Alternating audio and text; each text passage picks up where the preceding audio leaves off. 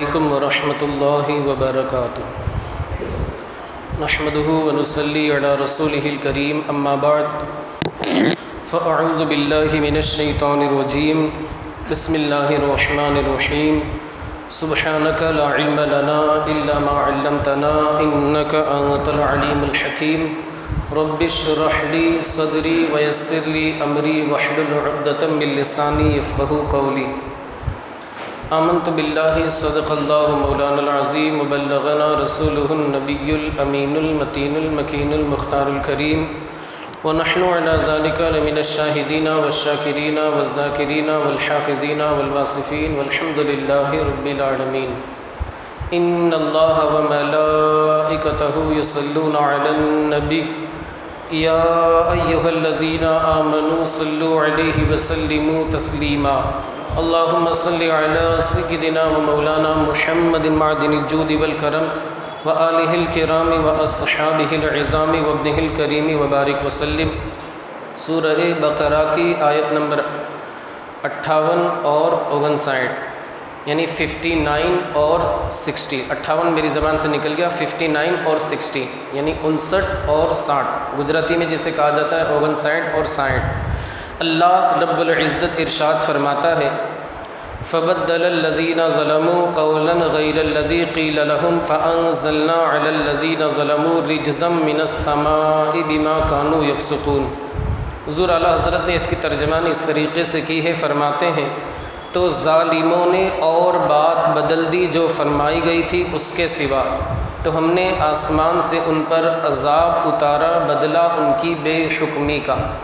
مطلب قوم بنی اسرائیل کو اللہ نے حکم دیا تھا کہ اللہ کی بارگاہ میں توبہ کرو اور سجدہ کرتے ہوئے بیت المقدس کا جو دروازہ ہے اس میں داخل ہو، اور تمہاری زبان پر حتتن کا لفظ ہونا چاہیے، یعنی اے اللہ ہماری مغفرت فرما۔ اس کی ان لوگوں نے خلاف ورزی کی، وہ لوگ سجدہ کر کے داخل ہونے کے بجائے وہ لوگ اپنی پیٹھ کے بل یا بیٹھنے والے حصے کے بل گھسٹتے ہوئے وہ لوگ دروازے کے اندر داخل ہوئے۔ یہ ایک مرتبہ پہلی ان لوگوں نے حکم عدولی کی۔ دوسری حکم عدولی اللہ کے حکم کی خلاف ورزی ان لوگوں نے یہ کی کہ ان سے کہا گیا وقولوا حطہ، یعنی حطہ کہہ کر کے اس دروازے کے اندر داخل ہونا ہے، تو ان لوگوں نے یہ کیا کہ حطہ کے بجائے حبۃ فی شعرۃ، یعنی بالی کے اندر دانہ۔ یہ دو ان لوگوں نے نافرمانی کی، اور اس سے پہلے بھی کئی نافرمانیاں کر چکے تھے، تو اللہ کا ان لوگوں پر عذاب آیا۔ اللہ وحدہ لا شریک نے ان لوگوں کے اوپر طاعون کی بیماری مسلط فرمائے۔ طاعون ایک بہت ہی خطرناک بیماری ہے جس میں انسان جو ہے وہ اللہ کو پیارا ہو جاتا ہے، اس دنیا میں وہ نہیں رہ پاتا۔ ایک مطلب ایسا ہو جاتا ہے کہ اس کے بدن کے اندر کیڑے پڑنے لگتے، اس کے بدن کے اندر کیڑے پڑنے لگتے ہیں۔ اللہ رب العزت ہماری اس بیماری سے حفاظت فرمائے۔ اس کے تعلق سے آتا ہے حدیث پاک میں کہ اگر کسی شہر میں طاعون کی بیماری پھیل گئی تو اسے چاہیے بندے کو وہیں رہے، وہاں سے دوسری جگہ نہ جائے۔ اسی طرح اگر دوسری جگہ کا رہنے والا ہے اور کسی شہر میں طاعون کی بیماری پھیلی ہوئی ہے تو جس شہر میں طاعون کی بیماری پھیلی ہے اس شہر میں وہ بندہ نہ جائے۔ ایک اور حدیث پاک ہے کہ اگر بندہ طاعون کی بیماری میں مبتلا ہوا اور اس نے اس بات پر صبر کیا کہ بیماری، زندگی، موت ساری کے ساری چیزیں اللہ کی جانب سے ہے، اس بات کا پکا عقیدہ رکھتے ہوئے اس نے صبر کیا کہ یہ ساری چیزیں اللہ کی طرف سے ہے، اور اسی حال میں اس کا انتقال ہو گیا، اللہ اسے شہادت کے درجے پر فائز فرمائے۔ طاعون کے تعلق سے میرے آقا مصطفیٰ کریم فرماتے ان لوگوں پر جو عذاب آیا، ایک قول کے مطابق 70,000 بنو اسرائیل ہلاک کیے گئے۔ کتنے؟ 70,000، 70,000 جسے کہا جاتا ہے۔ ایک قول کے مطابق 24,000، ایک قول کے مطابق 24,000 بنو اسرائیل ہلاک کیے گئے۔ اب یہ جو طاعون ہے اور بھی دوسری بیماری، فرمایا گیا حدیث پاک میں، جیسا کہ میں نے آپ کو بتایا بخاری شریف کی حدیث پاک ہے کہ جس شہر میں طاعون پھیلا ہو، اگر تم اس شہر میں ہو تو وہ شہر چھوڑ کر دوسری جگہ مت جاؤ۔ اسی طرح کسی شہر میں طاعون کی بیماری پھیلی، اگر تم دوسرے شہر میں رہتے ہو جس میں طاعون کی بیماری نہیں پھیلی ہوئی ہے تو تم اس طاعون والے شہر میں مت آؤ۔ اس سے انسان کا ذہن اس بات کی جانب جا سکتا ہے کہ ہو سکتا ہے کہ جو طاعون کی بیماری ہے انسان کو اس کا چیپی روگ لگتا ہو، جیسا کہ اکثر و بیشتر، اور ڈاکٹر حضرات تو اتنا ڈرا دیتے ہیں کہ ایسا لگتا ہے کہ وہ ابھی ان کو بیماری لگ جائے۔ حالانکہ حدیث پاک میں صراحت کے ساتھ اللہ کے رسول صلی اللہ علیہ وسلم فرماتے ہیں لا عدویٰ ولا طیرۃ ولا حامۃ ولا سفر، کہ کسی کی بیماری کسی کو نہیں لگتی، یعنی اس کے بیکٹیریا، اس کے جراثیم، اس کے جو بھی جنتو ہے وہ اڑ کر دوسرے کو لگ جائے، ایسا نہیں۔ حدیث پاک میں میرے آقا نے صراحت کے ساتھ منع فرمایا، چاہے وہ کورونا ہو، چاہے طاعون ہو، چاہے کف ہو، صرف ہو، اس سے ایک دوسرے کو بیماری نہیں لگتی۔ آپ خود دیکھیں، اگر ایسا ہی ہوتا ساری بیماریاں ڈاکٹر کو ہونی چاہیے، کیوں؟ کیونکہ صبح سے لے کے شام تک مریضوں کا علاج کون کرتا ہے؟ وہ مریض کا باپ آ کر تھوڑی کرتا ہے، خود ڈاکٹر ہی کرتا ہے، اور ساری بیماریاں نرس لوگوں کو ہونی چاہیے، کیوں؟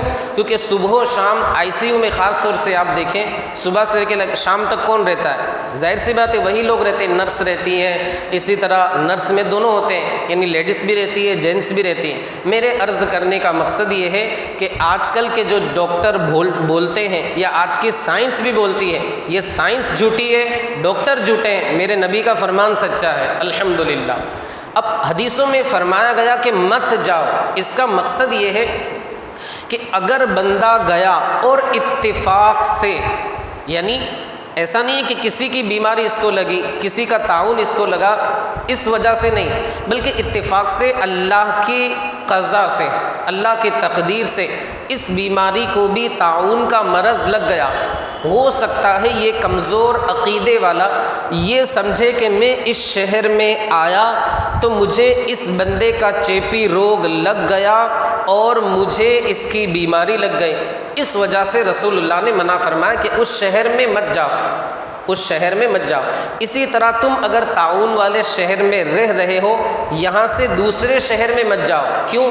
کیونکہ اگر تم وہاں گئے اور اتفاق سے اللہ کی قضا سے، تمہاری وجہ سے نہیں، اللہ کی قضا سے کسی کو طاعون کا مرض لگ گیا، تمہارے بیکٹیریا، تمہارے جراثیم، تمہارے جنتو کسی کو نہیں لگے، بس اللہ کے چاہنے سے اس کو بیماری لگ گئی، ہو سکتا ہے معاذ اللہ وہ یہ بدعقیدگی میں مبتلا ہو جائے کہ اس کی وجہ سے مجھے چیپ لگا ہے، اس کی وجہ سے مجھے بیماری لگی۔ حالانکہ حدیث پاک میں منع فرمایا گیا کہ کسی کی بیماری کسی کو نہیں لگتی۔ میں نے ابھی بتایا جیسا کہ حدیث پاک پڑھ کر کے سنایا، کسی کی بیماری کسی کو نہیں لگتی۔ ہاں، بعض حدیثوں میں رسول اللہ نے خود پرہیز فرمایا ہے، بعض حدیثوں میں رسول اللہ صلی اللہ علیہ وسلم نے خود پرہیز فرمایا، جیسے ایک کوڑ کی بیماری والے آئے بیعت کرنے کے ارادے سے رسول اللہ نے دور سے اشارہ فرمایا اور یہ ارشاد فرمایا بعد میں تم بیعت کر لینا۔ وجہ اس کی محدثین کرام فرماتے معاذ اللہ یہاں پر ایسا رسول اللہ کا یہ جو عمل تھا اس وجہ سے نہیں تھا کہ رسول اللہ اس سے نفرت فرماتے، معاذ اللہ ایسا نہیں، بلکہ زمانہ جسے ٹھکرا دے آمنہ کے لال اسے گلے سے لگاتے ہیں، ہمارے نبی کی شان تو یہ ہے۔ خیر، تو یہاں پر معاذ اللہ کراہت کا معاملہ نہیں تھا، بلکہ دوسرے لوگوں کا خیال رکھنا مقصود تھا۔ کیوں؟ کہ اگر میں نے بیعت لی، دوسرے حضرات کی بھی لائن لگی ہے، دوسرے حضرات نے بھی بیعت لی، اتفاق سے، اللہ نہ کرے ان لوگوں میں سے کسی کو یہ بیماری لگ گئی اللہ کی قضا سے، اس بندے کی وجہ سے نہیں، تو ہو سکتا ہے کسی کے ذہن میں یہ بات آئے کہ فلاں بندے سے میں نے بیعت کی تھی، ہاتھ ملایا تھا، اس کا روگ مجھے لگ گیا، ہو سکتا ہے کسی کے ذہن میں یہ بات آئے اور وہ بدعقیدگی میں مبتلا ہو جائے، حالانکہ کسی کی بیماری کسی کو اڑ کر نہیں لگتی۔ اور دوسری طرح کی حدیثیں بھی موجود ہیں کہ جو کوڑ کا ایک مریض تھا، کوڑ تو آپ سمجھتے ہوں گے، دھبے جو ہو جاتے ہیں، اللہ تعالیٰ اس سے ہم سب لوگوں کی حفاظت فرمائے۔ ایک کوڑ کا مریض تھا، خود رسول اللہ نے اسے اپنے ساتھ بٹھا کر کھانا کھلایا۔ اب اس سے بڑی دلیل کیا ہو سکتی؟ معاذ اللہ پہلی حدیث میں رسول اللہ نے ان سے فرمایا دور سے ہاتھ بتا دیا، بس کافی ہے۔ تو اس کا یہ مطلب نہیں کہ رسول اللہ اس سے نفرت فرماتے، ایسا نہیں ہے، یا اس کی بیماری کسی کو لگ جائے گی، ایسا نہیں ہے، بس صرف اس وجہ سے کہ دوسرے جو لوگ ہیں ان کے ذہن میں یہ بات نہ آئے کہ اس کی وجہ سے ہمیں بیماری لگ گئی، تو اس وجہ سے رسول کریم صلی اللہ علیہ وآلہ وسلم نے منع فرمایا، ورنہ رسول اللہ نے خود کوڑ والے بندے کے ساتھ کھانا بھی تناول فرمایا۔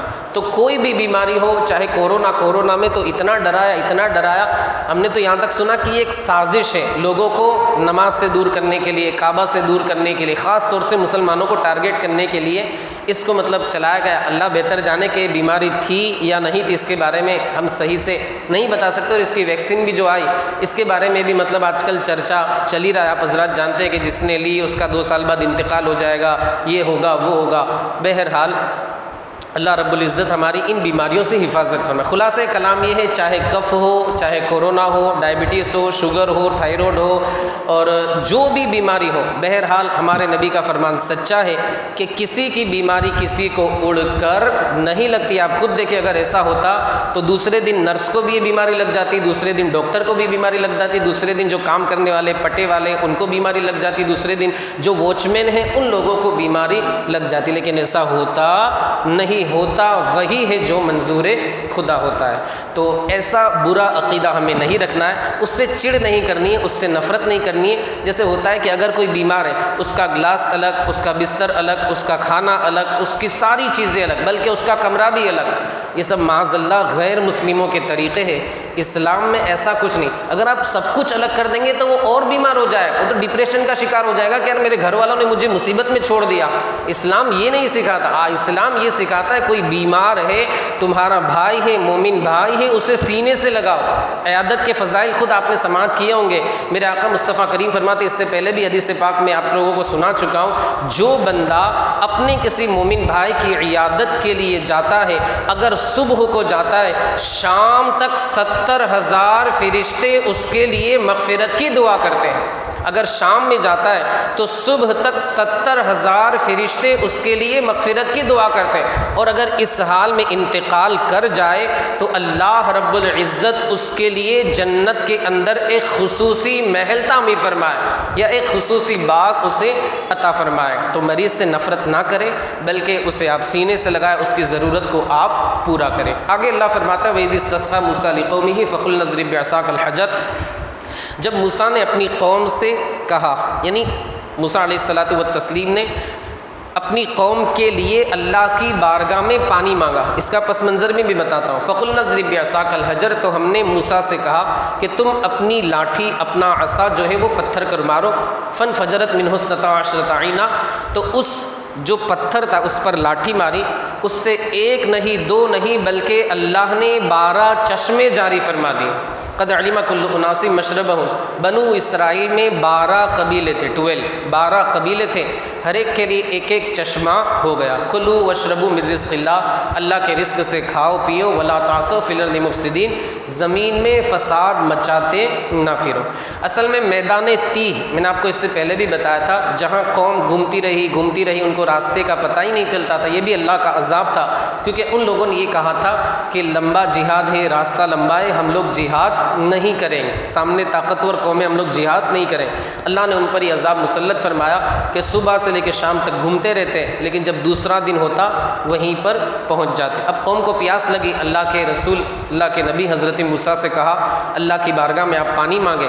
اللہ کی بارگاہ میں حضرت موسیٰ نے پانی طلب فرمایا، حکم ہوا جو پتھر ہے اس پر اپنا عصا مارو۔ جب عصا مارا، اللہ نے 12 چشمے جاری فرما دیے، ہر جو گھاٹ قبیلے والے تھے سب نے اپنا اپنا چشمہ پہچان لیا۔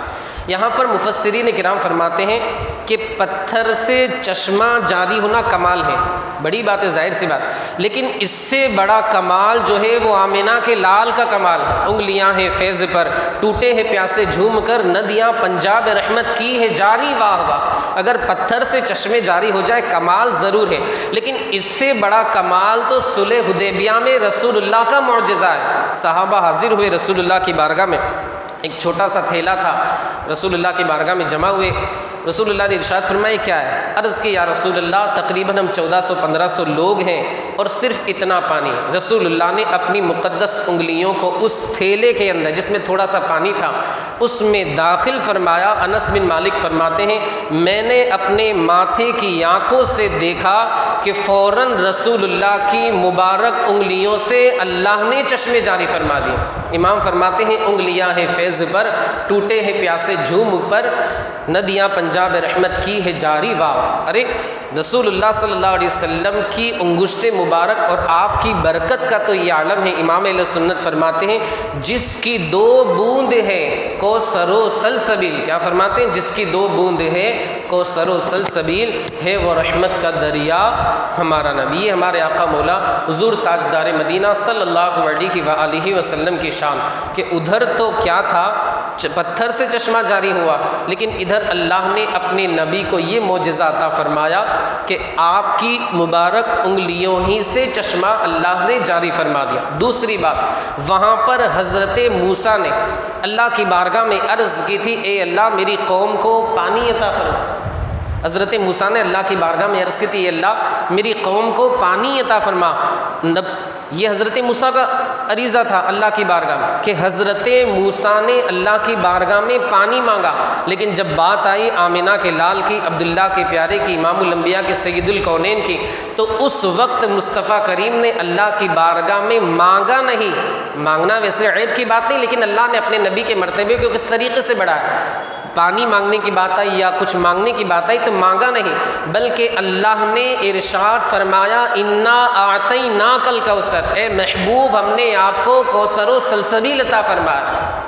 اس طریقے سے اللہ نے اپنے نبی کو بتایا۔ میرے حساب سے آپ حضرات سمجھ گئے ہوں، وہاں حضرت موسیٰ نے مانگا تھا، یہاں اللہ کے نبی آخری پیغمبر نے مانگا نہیں بلکہ اللہ نے خود عطا فرما دیا۔ اسی طرح حضرت موسیٰ نے اللہ کی بارگاہ میں عرض کی تھی رب اشرح لی صدری، اے اللہ میرے سینے کو کشادہ فرما۔ وہاں حضرت موسیٰ نے دعا کی، لیکن جب بات آئی امام الانبیاء کی تو اللہ نے خود ارشاد فرمایا الم نشرح لک صدرک، اے محبوب ہم نے آپ کے سینے کو کشادہ فرما دیا۔ یہ اللہ کے نبی جناب محمد الرسول اللہ صلی اللہ علیہ وآلہ وسلم کا معجزہ ہے۔ اور مفسرین کرام نے اس تعلق سے واقعات بھی لکھے ہیں، بس ایک واقعہ عرض کر کے اپنی گفتگو کو ختم کر دوں۔ حضرت جابر، آپ حضرت نے بھی سنا ہوگا وہ واقعہ کہ حضرت جابر بن عبداللہ والد گرامی کا وصال ہو گیا۔ اب ان کے ذمے بہت سا قرض تھا، 7 بہنیں تھیں، سب کی پرورش قرضہ ادا کرنا، کچھ کھجوریں تھیں۔ رسول اللہ نے ان لوگوں سے فرمایا جو قرض دار تھے ان لوگوں سے فرمایا کہ قرض کھاتے کہ تھوڑی بہت کھجور لے لو اور اپنے بھائی کو معاف کر دو، تنگ دست تھے۔ ان لوگوں نے نہیں مانی بات۔ اب مصطفیٰ کریم صلی اللہ علیہ وآلہ وسلم نے حضرت جابر سے فرمایا کہ تمہاری جو کھجور ہے، اس جگہ رسول کریم صلی اللہ علیہ وسلم کھجور کے ڈھیر کے پاس بیٹھ گئے اور جابر بن عبداللہ کو بلایا، اس کھجور کے ڈھیر میں سے عطا فرماتے رہے فرماتے رہے فرماتے رہے۔ جابر بن عبداللہ رضی اللہ تعالیٰ عنہ کا بیان ہے کہ سارے لوگوں کا قرضہ ادا ہو گیا اور نتیجے میں جتنی کھجور پہلے باقی تھی وہ اتنی کے اتنی ہی باقی رہی۔ یہ اللہ کے نبی کا معجزہ ہے۔ حسن یوسف دم عیسیٰ ید بیضا داری، آنچے خوبہ ہما دارن تو تنہا داری، یہ اللہ کے نبی کا معجزہ ہے۔ انسان تو انسان ہے، پرندے جانور بھی آپ کی بارگاہ میں عرض کرتے۔ اونٹ والا واقعہ آپ نے سنا ہوگا، چڑیوں والا واقعہ آپ نے سنا ہوگا۔ امام فرماتے ہیں حضور اعلیٰ حضرت ہاں یہی کرتی ہے چڑیا فریاد، یہیں سے چاہتی ہے ہرنی داد، اسی در پر شتران ناشاد گلے رنج و عنا کرتے ہیں، وصف رخ ان کا کیا کرتے ہیں، ان کی ہم مدح و ثنا کرتے ہیں۔ یہ اللہ کے نبی کا معجزہ ہے۔ اللہ رب العزت ہمیں اپنے حبیب صلی اللہ علیہ وآلہ وسلم کے فیضان کرم سے مالا مال فرمائے، اپنے نبی کی بتائی ہوئی سنتوں کے مطابق زندگی گزارنے کی توفیق رفیق عطا فرمائے۔